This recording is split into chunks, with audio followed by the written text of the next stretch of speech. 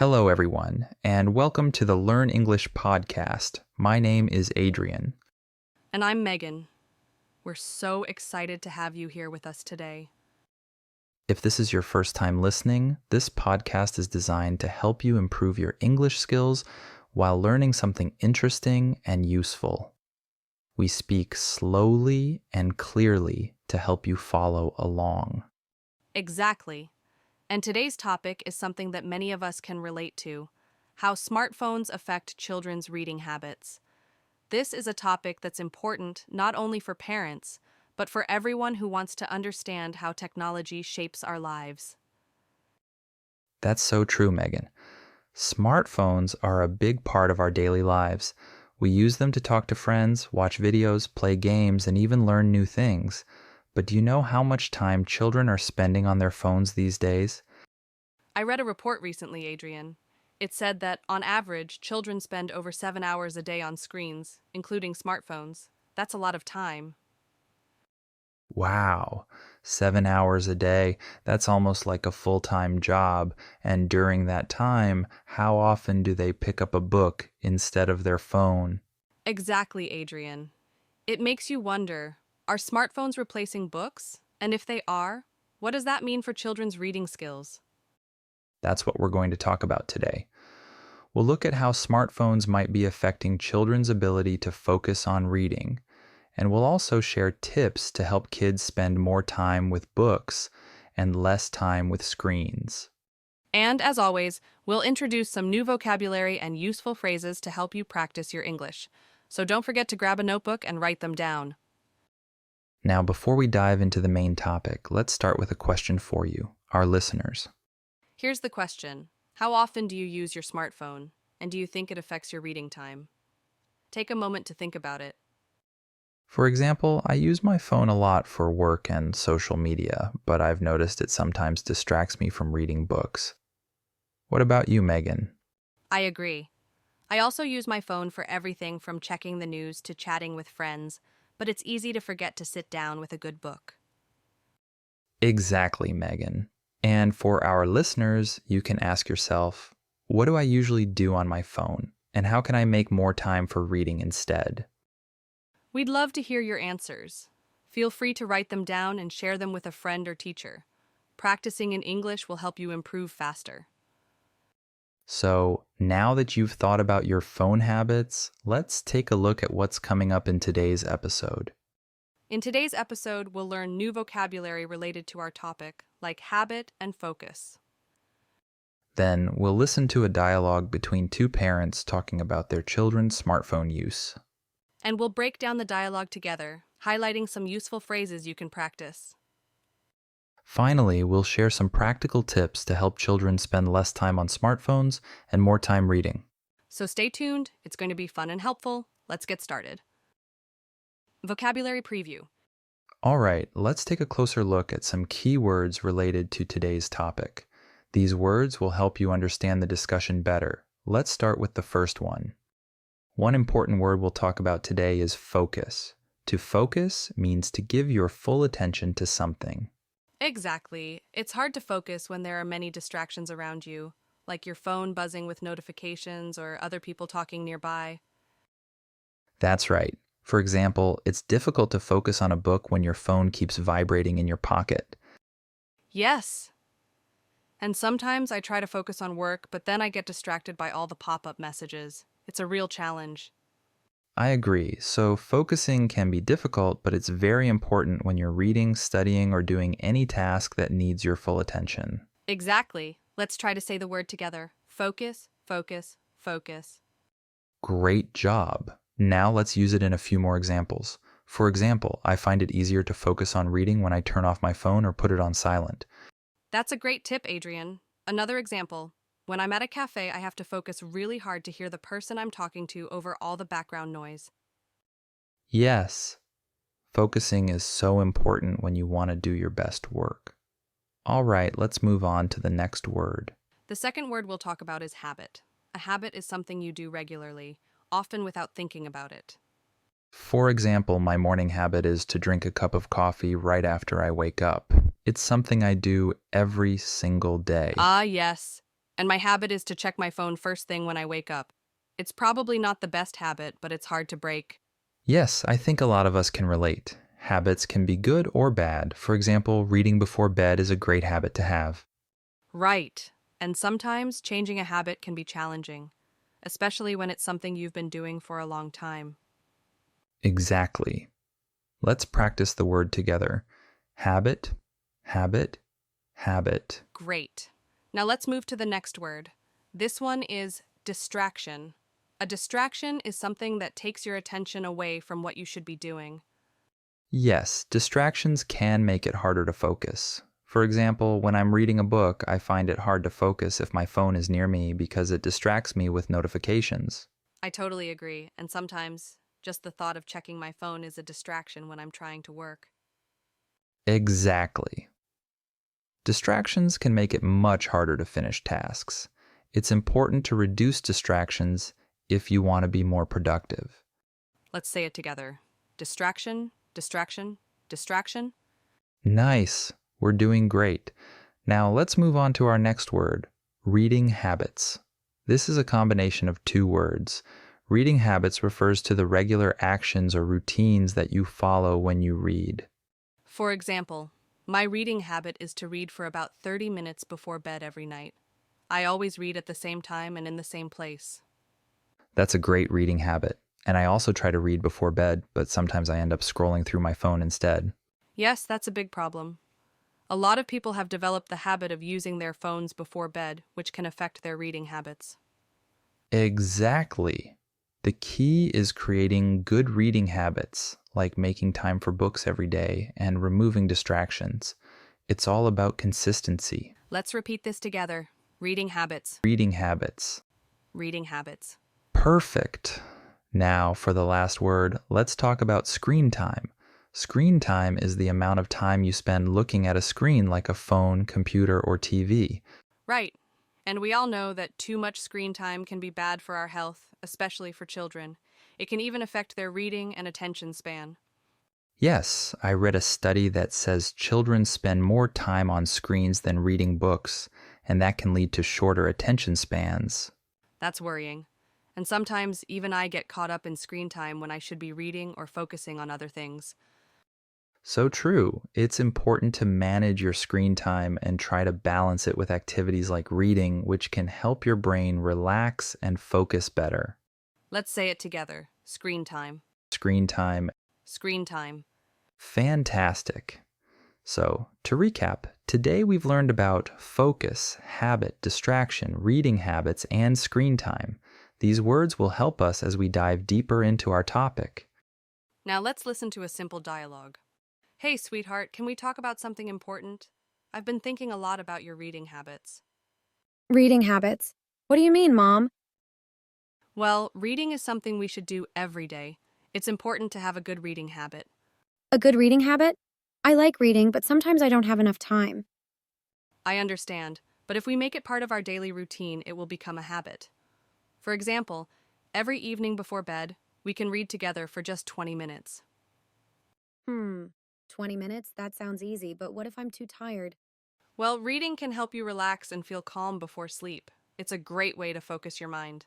And the best part is, we can read fun stories together. Fun stories like what? I was thinking we could read that new adventure book you've been wanting to finish. You've already read half of it, right? Oh, yeah, I love that book. Okay, we can read it tonight. Great. Let's make it our new reading habit, all right? We'll focus on the story and spend 20 minutes every evening, no distractions. Just you, me, and the book. I can do that. I want to get better at reading, and I know reading every day is a good habit.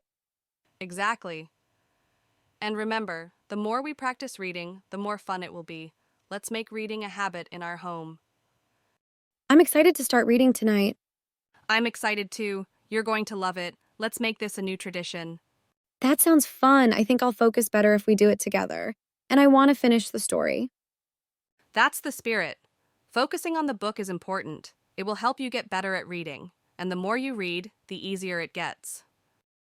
Now let's take a look at some useful phrases from our dialogue. These phrases will help you understand the conversation better and improve your language skills. Let's start with the first phrase, Reading habits. This phrase refers to the regular actions or routines you follow when it comes to reading. Exactly. For example, if you read every evening before bed, that becomes your reading habit. If you read every morning for 10 minutes, that's your reading habit. Great! Now let me give you a few more examples to help you understand. My reading habit is to read a chapter of a book every night before going to sleep. She has a good reading habit because she reads for 30 minutes every morning. I'm trying to build a better reading habit, so I read for 20 minutes before bed each night. It's important to create good reading habits if you want to improve your reading skills. All right, let's move on to the next phrase. The next phrase is make time for. This means to plan or arrange a specific time for something, even when you're busy. When you make time for something, it means you decide to find time in your day to do it, even if you have many other things to do. Exactly. It's all about finding time for important activities. For example, if you want to read every day, you need to make time for it in your schedule. Great job. Here are some more examples to help you understand. I always make time for reading before bed, even if I'm tired. She makes time for exercise every morning, no matter how busy her day is. It's hard to make time for everything, but reading is important to me, so I make time for it. Making time for reading or any important activity will help you stay consistent. All right, now let's move on to the next phrase. The next phrase is focus on. This means to give your full attention to something and avoid distractions. When you focus on something, you direct all your energy and attention to it, like reading a book or doing homework. Yes. For example, when you're reading a book, it's important to focus on the story and ignore other things, like your phone or TV. Exactly. Here are a few examples to help you understand. I try to focus on my work by turning off my phone so I don't get distracted. When I'm reading, I focus on the story and forget about everything else around me. It's hard to focus on studying with so many distractions, but I try my best. That's right. Focusing is key if you want to improve your reading skills. All right, let's move to the next phrase. Now let's look at the phrase build a habit. This means to create or develop a routine over time, especially when it's something you want to do regularly. Exactly. For example, you can build a habit of reading every morning or practicing a new language every day. Here are some examples.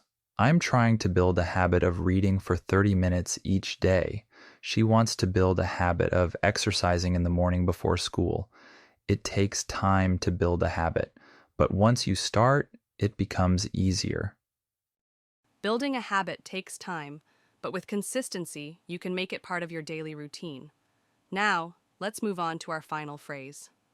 The final phrase is the more, the easier. This is a way to show that as you do something more, it becomes easier to do.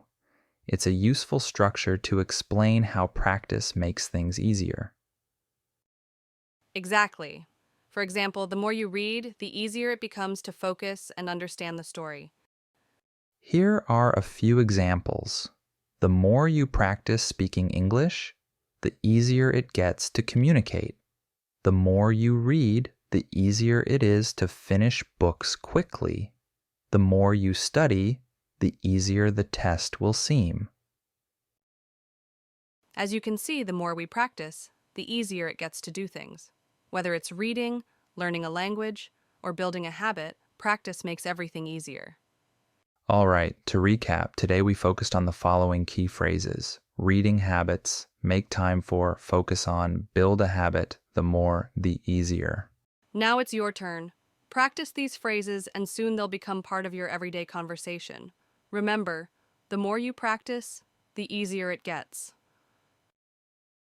All right, now let's move on to some pro tips to help you reduce smartphone use and encourage better reading habits. These are simple, actionable tips that can make a big difference. That's right. The first tip is turn off notifications on your phone.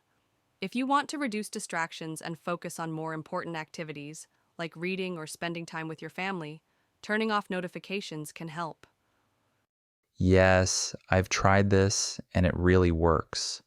When I turn off notifications, I'm not constantly interrupted by messages, emails, or social media updates. It allows me to focus on my work or read a book without being distracted by my phone. Exactly. The same thing happens to me. If I leave my phone's notifications on, I can get caught up in checking them all the time, and that takes away from the time I could be reading or doing something else.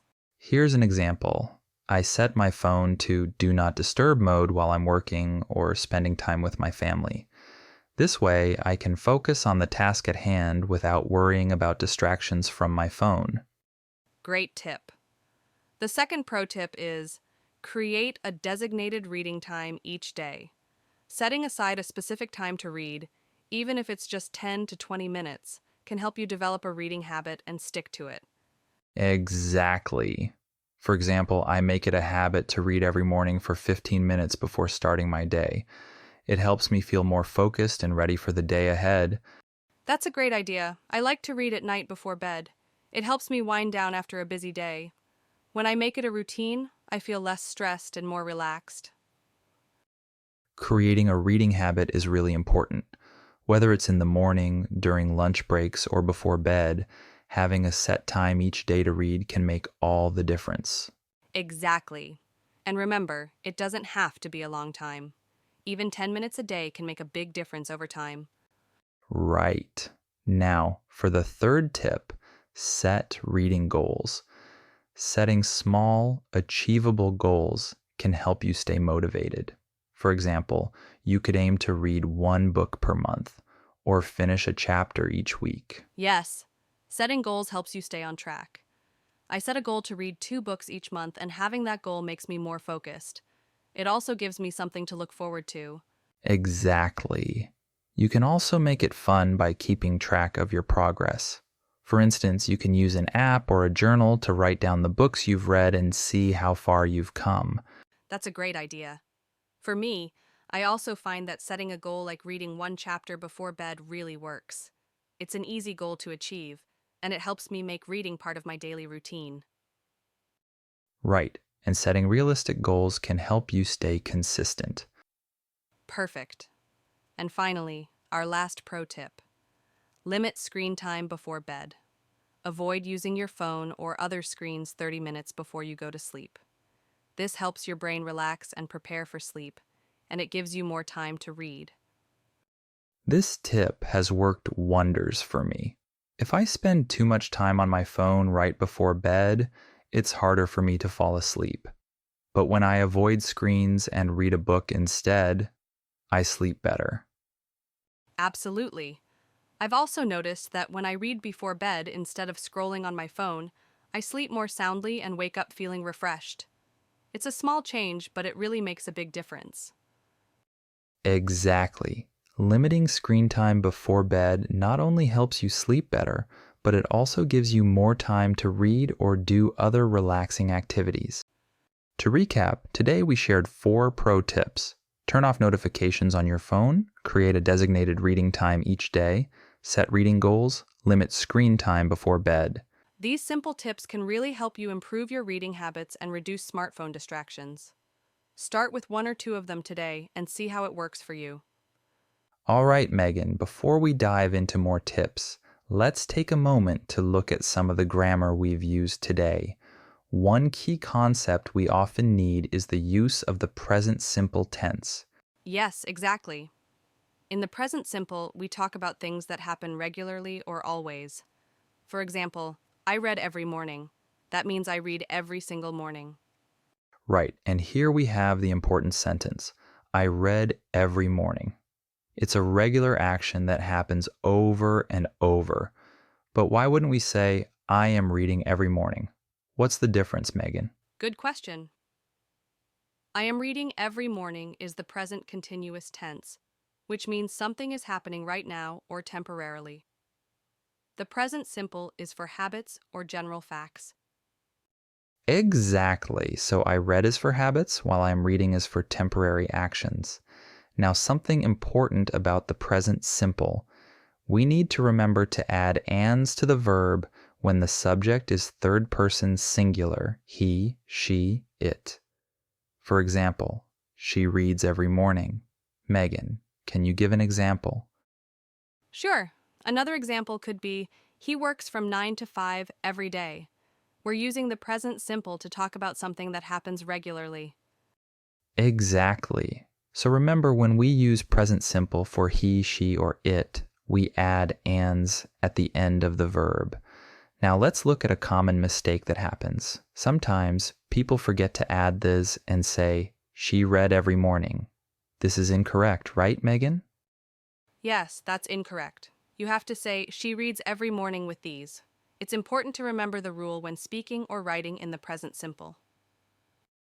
Exactly. And just to emphasize the vocabulary, let's say it together. She reads, he works, I read. Great.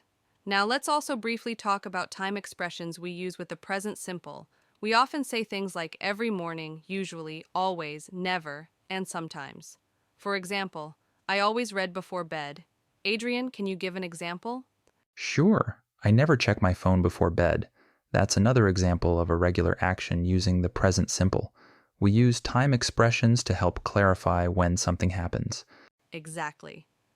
These time expressions make it clear whether something happens regularly or not. Let's say together, always, never, usually, sometimes. These help you describe your daily routines. Right. So, to wrap up, today we covered the present simple tense for talking about habits and routines. Don't forget, with third person singular subjects, we adds to the verb. Exactly. And remember to practice using these grammar rules in your own sentences, and you'll start feeling more comfortable with them. Now, let's continue with some more practical tips. Thank you for joining us. Today, we talked about the impact of smartphones on children's reading habits and how to set healthy routines. Yes, and we introduced some useful vocabulary and grammar tips to help you express these ideas clearly. Don't forget to practice your new words and phrases. Exactly. Remember, repetition is key when learning new words, so try using the vocabulary we discussed today in your daily conversations. And always make time to read. It's a great habit for both kids and adults. Keep practicing, and you'll keep improving your English skills. We hope you enjoyed this episode. Thank you for listening, and we'll see you next time. Goodbye, everyone. Have a wonderful day, and remember, practice makes perfect.